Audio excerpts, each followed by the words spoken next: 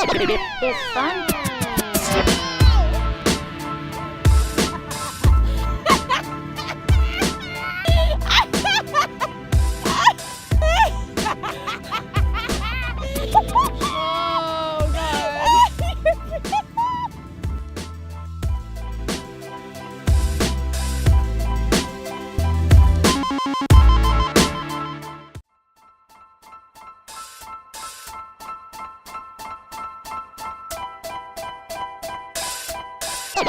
It's fun. Welcome to the Brain Gangster Podcast, where we discuss mindful lifestyle techniques on topics such as sex, food, fitness, life, health, love, and soul. I'm athlete and mindful lifestyle coach Stacey Turis, here with my co-host and partner in crime, the mindful money maestro, Miss Carrie Tredway. How's it going, Carrie? Hi! Hello, everybody! Welcome! Wow, you sounded a little bit like Pee Wee Herman. Welcome to my fun house! Yeah. I must not have had enough sleep. That's so not Pee Wee. Oh, Okay, so today's topic is ways to go the F to sleep. So first off, we're going to talk about why sleep is so important, right?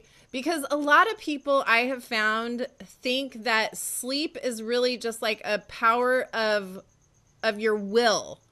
So if you can make yourself stay up, then that's you're combating the battle. You're way cooler. Yes, you're like, oh, I didn't sleep. I only got 4 hours. Like sleep I don't need a lot of sleep. You know, it's like, okay, if I can just stay up. Well, a lot of people don't realize that not sleeping does a lot to your body. And not sleeping all aspects of it. All aspects of it. But there is, like you said, there's the coolness factor, like the water cooler talk of everybody. Well, I only had 5 hours. Like I only had 3. I like the arguments that parents get in, like, or adults. I mean, Dave and I, my husband and I, every morning it's like a battle of who got the least amount of sleep the night before. Oh yeah, right. Yep. And the cool one wins that has less sleep, but. Exactly. Guess what? Your body doesn't thank you for this shenanigan. No. Okay, now, before we jump into everything, I do want to let you guys know that this Brain Gangster podcast is brought to you by Brain Gangster Beats, Brainwave Entrainment.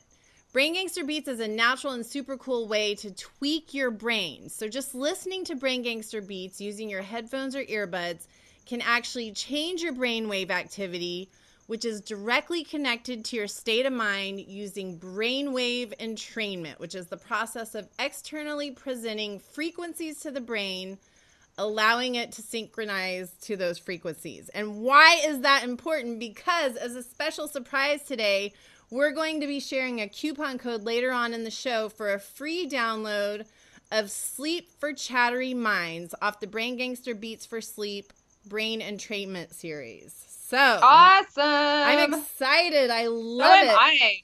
Oh my God! What? I'm just excited. Oh, I thought something happened. Okay, No. Let's jump in. So, Carrie, just like we were talking about, we all know that we feel like shit when we don't get enough sleep. But like we said, a lot of people don't really understand that feeling like shit is really just the tip of the iceberg compared to what's actually going on in our bodies. So let's start off by talking about why is sleep so important?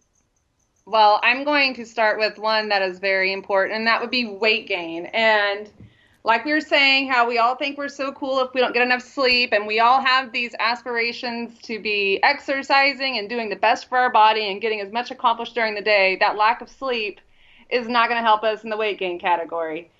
We know that it affects the hormones, and I had to look this up to make sure I said it right, but the hormones such as ghrelin and leptin.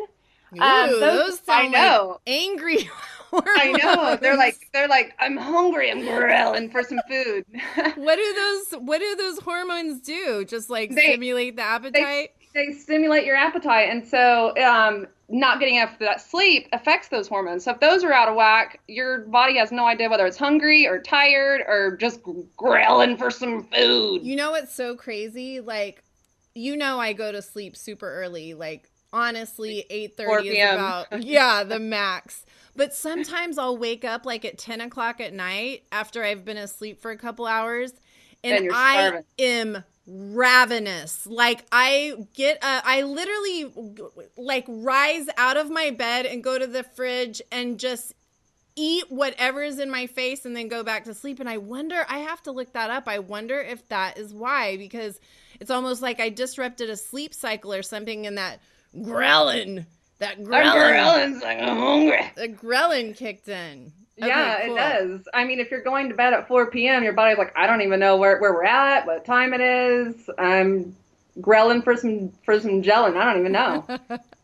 But thinking of weight gain, also think of just something that's very simple to think about if you actually put a thought to it, is that lack of sleep equals lack of energy. So if I am tired and I don't have any energy, I promise you, even if I am able to make it to the gym, my quality of workout's going to be lame, and it's not going to be an hour. If it's normally an hour, it's not going to be anywhere near that. And it's going to be just like, I'm there because I'm supposed to be there. I'm not going to be getting that quality workout I was looking for. So the weight gain is going to come into play from things such as the ghrelin, and you don't have any energy. So you're not going to go do anything really cool and stay physically active. Just getting to the gym. No, thanks. Yeah, no, you're like, I'm tired. I just want to lie on the couch. So there went your exercise. Okay, cool.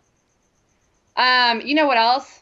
It also gives you a greater risk of a heart attack and stroke, which I did not know this. So this was surprising to me, because you think of these kinds of things of, your diet, what you're eating, or genetics, or whatever it may be. But I personally wouldn't associate that with a sleep deprivation. But we know that contributes to long-term increases in inflammation levels, which inflammation levels are terrible on many, many, many levels. Oh my gosh. Inflammation is just like the heart of disease, right? It's such a bad word. It's the catalyst for so many bad things.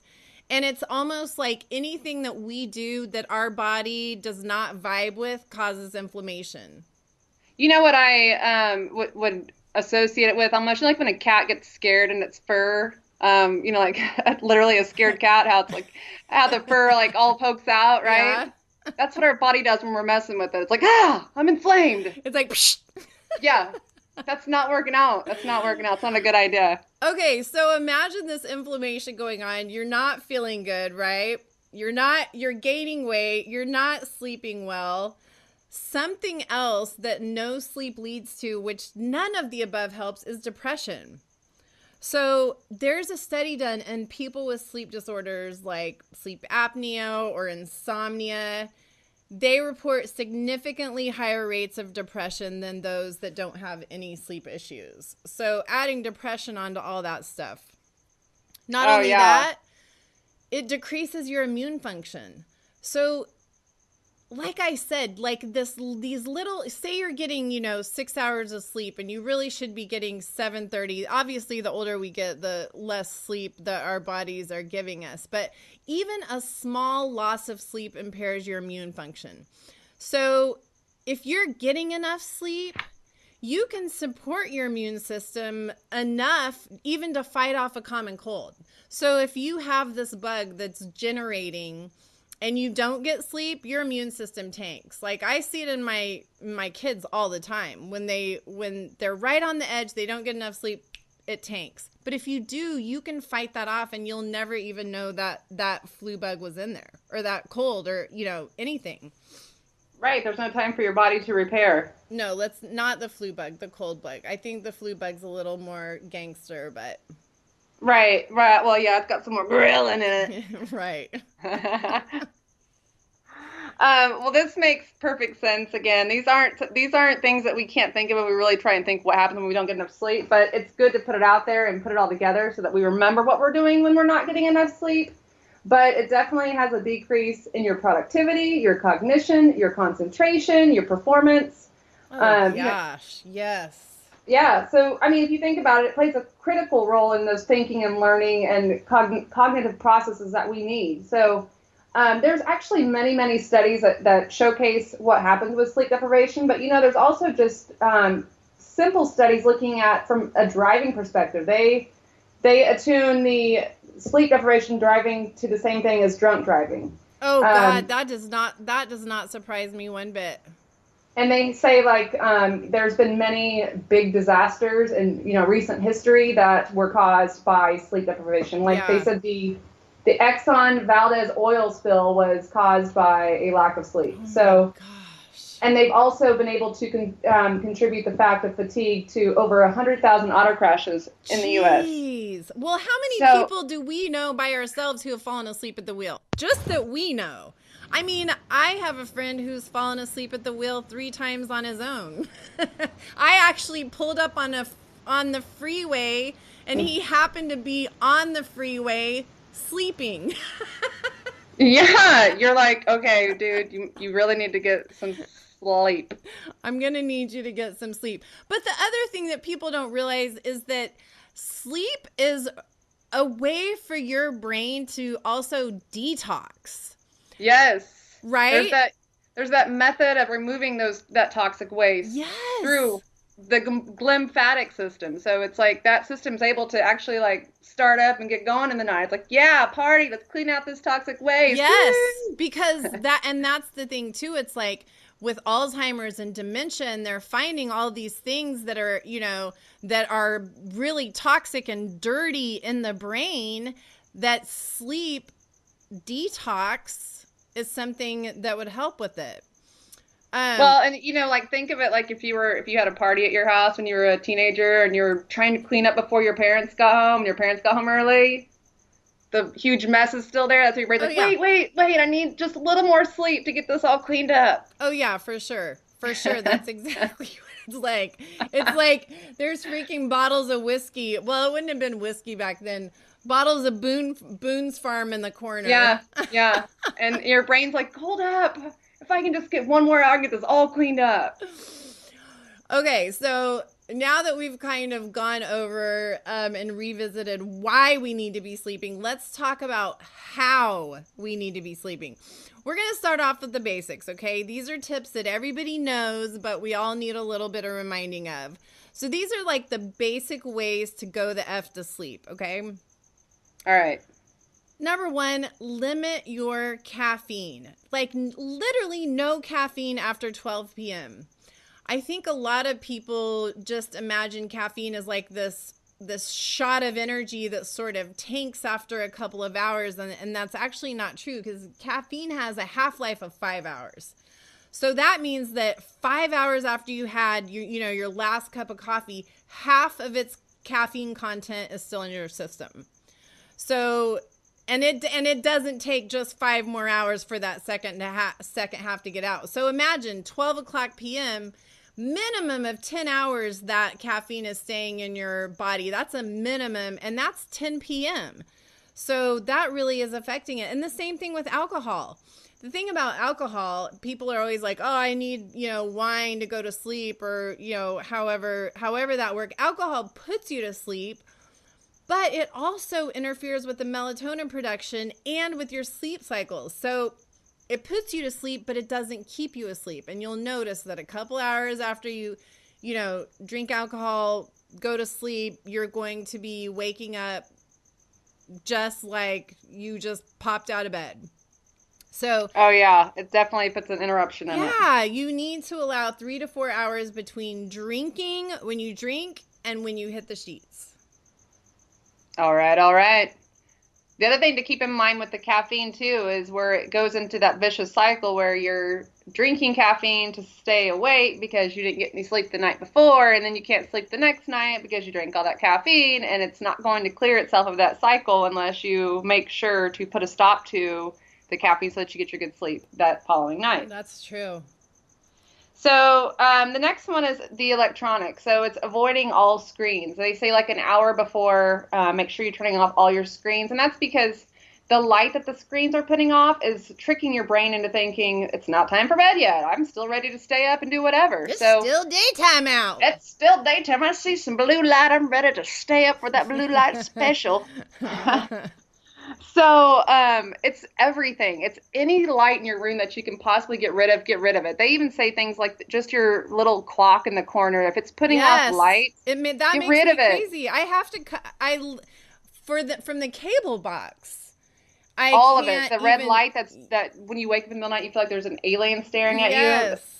You got to turn off all those lights. And if it's not possible to get rid of those lights, try and cover them with a curtain or a sheet or whatever it may be. But eliminating as much light as possible is going to give you more of that restful sleep that you actually are trying to get. I have a freaking street lamp that shines right through a crack in my blinds in my bedroom, right into my peeper.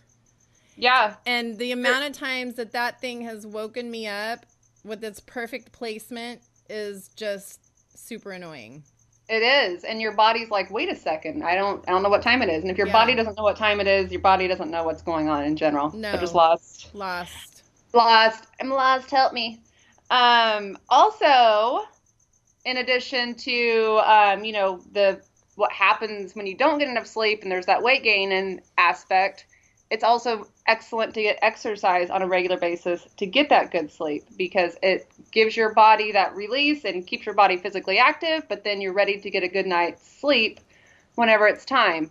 You don't want to do that like right before bed. Yeah. That's probably a bad idea, but make sure that you're getting, lots of good physical activity too. But it's so true, because that's one of the things that you hear all the time, exercise, and it just sounds so blah, but seriously, the difference between me exercising and not exercising and my quality of sleep is tremendous. Like, it really, truly works if you consistently exercise, and by exercise, what do we move? What are we talking about? Yeah, we're not talking about like marathons and boot camp classes and CrossFit classes. It's any consistent physical activity, whether that's going for a walk with your dog in the evening, or a bike ride, or walking through the mall, whatever. If you're getting that physical activity, that exercise, it doesn't have to be that crazy boot camp class. Exactly. It's just getting your body moving. The Ironman. Yeah, no Ironman triathlons for me. Right. Another basic one is drinking herbal tea, and that, sounds equally cheesy as exercising, but a lot of these caffeine-free, herbal teas will actually help you sleep. A lot of the sleepy time teas are made from the same things that the supplements are made from, like valerian root or chamomile, or all those things used to make you go to sleep. So the tea is even more bioavailable than the supplements, meaning it'll, drinking it goes straight into your bloodstream and knocks you the F to sleep. Okay, so and it also, we'll talk about this in a minute, but it's also that relaxing aspect of drinking that warm tea that's going to help you. Get that little warm liquid in your belly. Yeah. Okay, so those are the basics, right? Those are the basics. We've all heard those, but we're just getting reminded. Okay, now let's get a little fancy with our bedtime. Oh, shoot. We're fixing to get cray. Unexpected ways to go the F to sleep, right? Yes. Okay, so number 1, and I'm all for this one. There was an Australian study that found that 2/3 of the participants who had sex right before bed, actually it's specifically good sex, during which both partners climaxed, they got better shut-eye. So, I mean, think about all the funny jokes in the cards where it's like the guy immediately rolls over and falls asleep. Right. You know what I mean? Like, he's fast asleep. Right. Life's good. But the girls want to cuddle. That's the stereotype. I do not fit into that stereotype. I was just talking about the sleep part of it. Oh, okay, good. Okay. Well, hey, I mean, this is the other thing. Another one is sleeping naked. So it's easy to just go ahead and have sex, roll over and sleep naked, because sleeping in the nude has a ton of benefits, but mostly because sleep actually follows your core body temperature rhythm, right? Right. So if you're too warm in bed and you have like hot pajamas or whatever, your body temperature cannot drop, and that means you cannot sleep. So that's why you sleep so much better when you're cooler, because it allows that body temp to drop, and that is the signal to your brain, hey, it's time to go to bed. Yeah. And like you said, it helps with the other aspect that you just threw out. It's easier to have sex if you don't have clothes on. That's true. But before you get naked and go to sleep in your bed, why not take a warm bath? I mean, there's nothing more glorious than a nice warm bath. Thinking about maybe putting some oils in there, whatever it is that's really relaxing to you. But if you think about it, it's just soothing, and it's helping you prepare for sleep. It will raise your body temperature, but it'll also prepare your body for that cool down that it's needing to go to sleep. So it's like it raises it just to, get it ready, prepare it, and then it's like, all right. And then it dumps it. That makes so much sense, because in my arsenal, in my toolbox for my sleep issues, which I have every single night, I can go to sleep easy, but I can't stay asleep.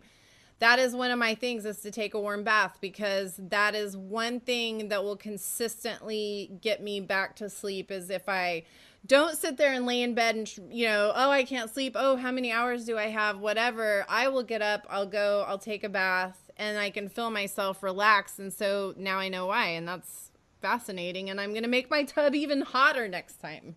Yes. Well, and it also there's studies that show that it helps you stay asleep longer and get more quality sleep. So it's not just falling asleep, but it's continuing that good sleep cycle throughout the night. That's what I need. That is what I need. And before you get in bed to go to sleep, it's also good to have like a ritual. So your body knows, like when you're a baby, like you wake up, you have a bottle, and it's very routine, and babies follow routines. Yes. And big babies like me need structure like that too.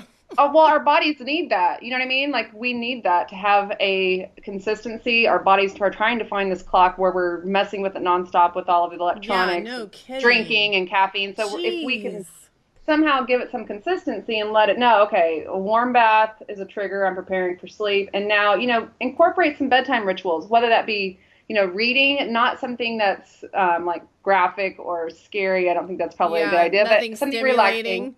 Yes, thank you. Using oils, I love to use my lavender oils. I have some like blended oils that have lavender as well as some other oils in it to make it more relaxing, and that smell in your room really just helps with, like I said, it's just that preparation for sleep. Yeah, that trigger that tells your brain, hey, you're sniffing this stuff. It's about time for bed. It's about time. Or, incorporating some yoga poses. Again, nothing stimulating, but like just enough to leg up the wall. Yes, or maybe I was going to say a good twist, but I don't know if that's a good idea to do that before you go to sleep. I'm not sure.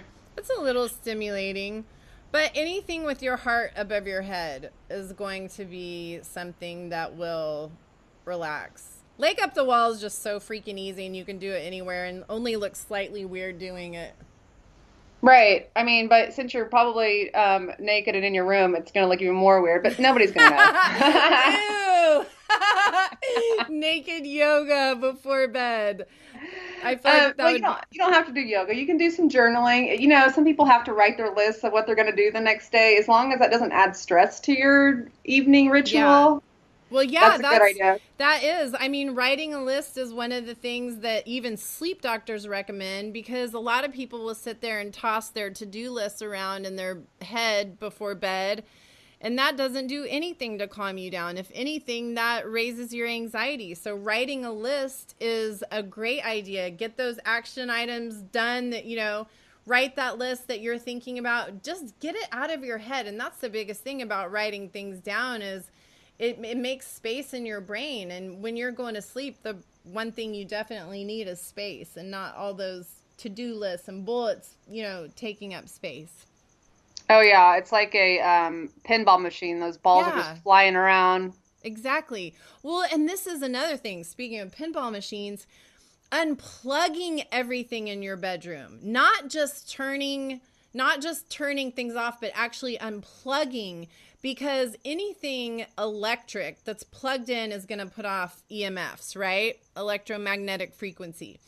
And those EMFs affect us as humans. They make us restless. It's not a good, healthy energy that promotes going to sleep. It's a chaotic energy that EMFs put out. I mean, you can get into a place where there is such high EMFs that you start feeling like you're being watched.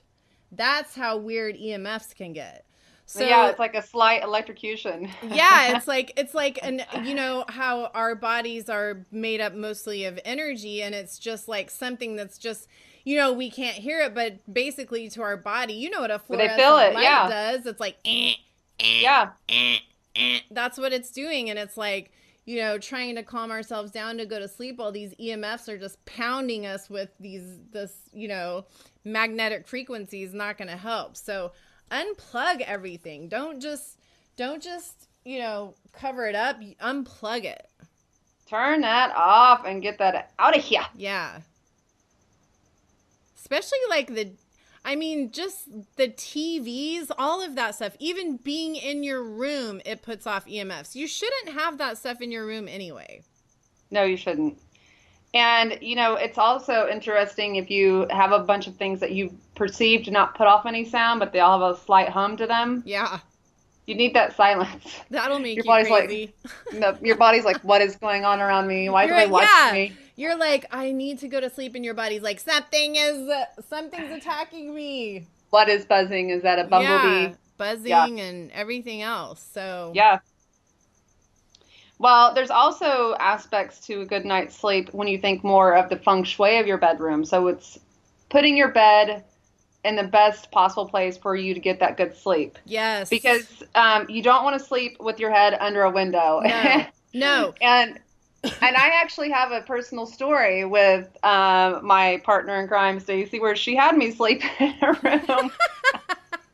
When you thought that there weren't blinds, but they were just not closed. I didn't know where they were, and I had the worst night's sleep ever because I literally was under the window, and that's a terrible place to sleep. You were under two windows. It does not have it does not promote a sense of structure behind you.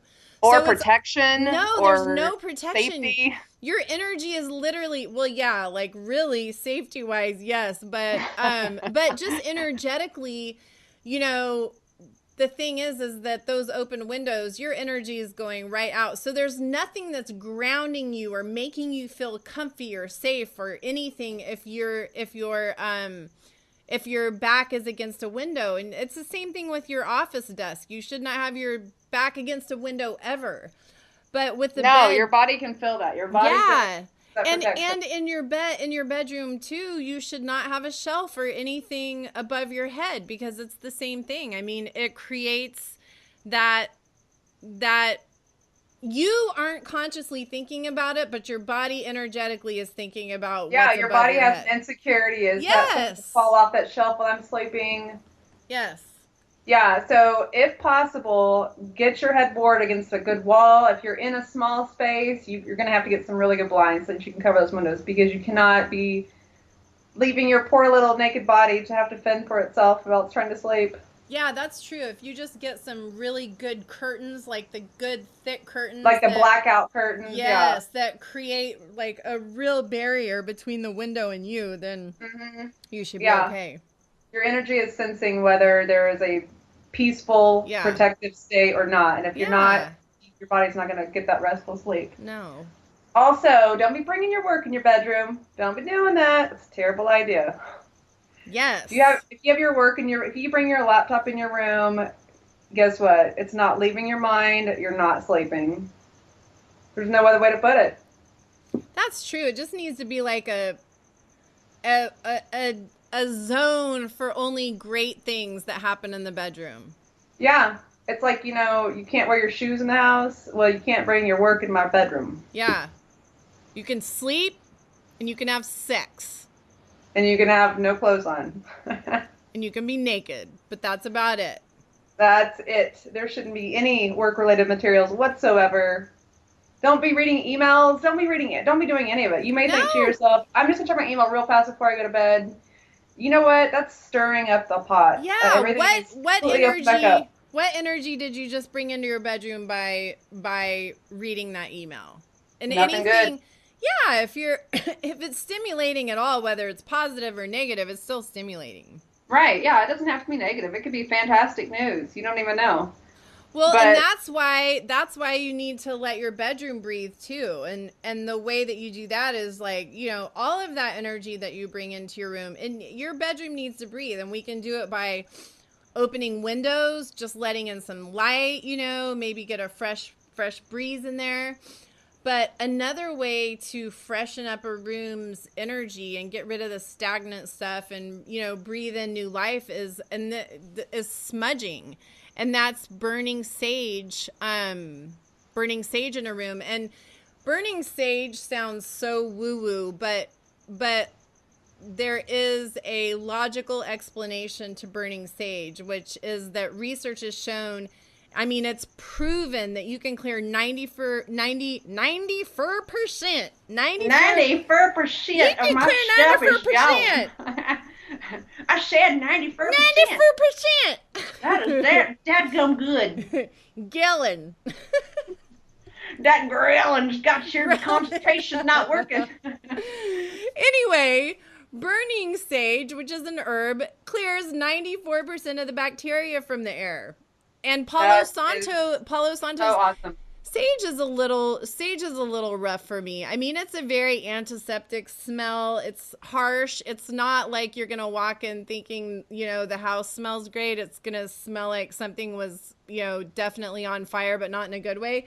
But Palo Santo is a wood, and it has the same properties, does the same things that sage does, except it smells like you just got out of a sweet ass campfire. And what do you do when you get out of a sweet-ass campfire? You go in your tent and you sleep gloriously. Yes, you do, because the air is cool too, right? Yeah, it's cool. There's no electronics anywhere near you. No. You know what? Maybe we should all just live in tents. Hey, I have thought I would be the best hut liver ever because I would not mind having a dirt floor. I'm totally fine sweeping dirt around. I totally could live in a hut or a tent or a yurt or whatever. Okay, so letting your bedroom breathe, but also there are ways you need to breathe yourself, right? There are calming techniques that you can do, breathing exercises. And a very calming breathing exercise to do is called the 4-7-8. And so you just do this like 5 or 6 times. You inhale for 4 seconds. You hold your breath for 7 seconds. And then you slowly breathe out for 8 seconds. So when you get in bed after you've done your ritual, do that about 5 or 6 times and your body will thank you. Now, on that, whenever you're breathing out, is that more of a sigh out of your mouth or like a Ujjayi breathing, or what kind of breath are you doing there? It would be an exhale out of your mouth. Okay. So slow inhale into your nose, hold, exhale out of your mouth. Well, and when you take that big giant breath in and you let that big sigh out, you know how relaxing that feels? Yes. And holding the breath and releasing it is just like, as soon as you start releasing that breath you're holding in, you can just feel the tingles going down your body. It's the best feeling. I love that breathing exercise. I do too, but I always make a sound with mine, and my husband's always like, why do you always breathe so loud? You're like, yeah, I'm like, oh, yeah. So, something else you need to think about is what your bedroom looks like. Do not be putting a bunch of crazy colors and artwork, and, there's science behind what colors are more relaxing and what colors are more stimulating. And we've actually done, we did a podcast on this one already where we were talking about the colors. So it's like you have to have those relaxing colors. You can't have crazy things everywhere because that's stimulating you, whether you realize it, whether you think you're used to it. Like, my room's always in red. I'm used to it. Well, guess what? Your body's still not cool with it. Yeah, I remember when everybody was painting their houses that, you know, sort of Chinese red, and I did an accent wall in my living room, and it didn't occur to me until like 5 months later when I refused to hang out in my living room that the red paint was the source of that angst. And as soon as I changed it and made it into a calming, like, whatever it was, light neutral color, I was able to hang out in my room again. So that's in my living room. Imagine your bedroom. Imagine your bedroom if it's an aggressive color, and you know, that is not promoting sleep at all. Yeah, your bedroom's supposed to be nurturing and that safe zone. And you come in here with this loud, angry color that looks like the name should be called Growlin'. You're not sleeping. You know what else? Which I think that I'm guilty of this. I know I'm guilty of this, but I'm sure a lot of people are guilty of this, is keeping the space under your bed completely clear, because the energy has to have a flow. So if you've got all those boxes under your bed, and you know, whenever I was preparing for this, I thought to myself, okay, note to self, I really have to get that out from underneath the bed, because it is just like that box of clothing, like from my 1997 prom. Am I really ever going to wear that dress? No. I mean, I tried it on for you recently. It's not cute. I thought it's time for me to let it go. You know? That's true. Like, that is one rule I implement all the time, is I never have things under my bed, ever. Not under my kids' beds, not under my bed. And I always have the closet door shut, and I always have the drawers closed as well, because that is all stuff that's blocking. Yeah. That'll mess with the energy. And it doesn't. Well, I have it on my to-do list. Not tonight, because I'm going to get my good 8 hours of sleep, but to clean up underneath my bed, because I don't need anything that's under there, let's be honest. No, and it's just stagnant energy. And where's the stagnant energy going that's under your bed? It's rising up, and you're just rolling around in it. It's not only like stagnant energy, but literally like just stagnant dust and dirt. And I mean, really, we just need to get rid of any extra stuff in the bedroom. Anything that's taking up space that doesn't, you know, express what you want to express in your bedroom, whether it's love or relaxation or, you know, sweaty sex. If it does not represent any of that, get the clutter out. Get rid of that shiz. Get rid of it. Get rid of that clutter. This is when it's a perfect time to give out our code for the Brain Gangster Beats for sleep. So Brain Gangster Beats, like I said, they are binaural beats and isochronic tones. So basically it changes the frequency of your brain waves depending on what you need, whether it's energy or a mood boost or sleep or anxiety. And you can visit braingangsterbeats.com to find out more about the beats. But for listening to today's podcast, Brain Gangster Podcast, we are giving away a free audio download of Sleep for Chattery Minds. So the coupon code, if you go to braingangsterbeats.com, you'll see a link at the top for the audio download, and the coupon code is BG Sleep. All lowercase, BG Sleep. Use that at checkout, and you will get your Sleep for Chattery Minds audio download for free from Brain Gangster Podcast and Brain Gangster Beats. Woo! Whoop, whoop. All right. Well, I think we had a great show. I think so too. I am going to go to sleep. Yes, I know. It's about 8:30. Okay. Well, visit braingangsterbeats.com. And Carrie and I will see you back here next week on Brain Gangster Podcast. Have a good week, everybody. Sweet dreams. It's fun.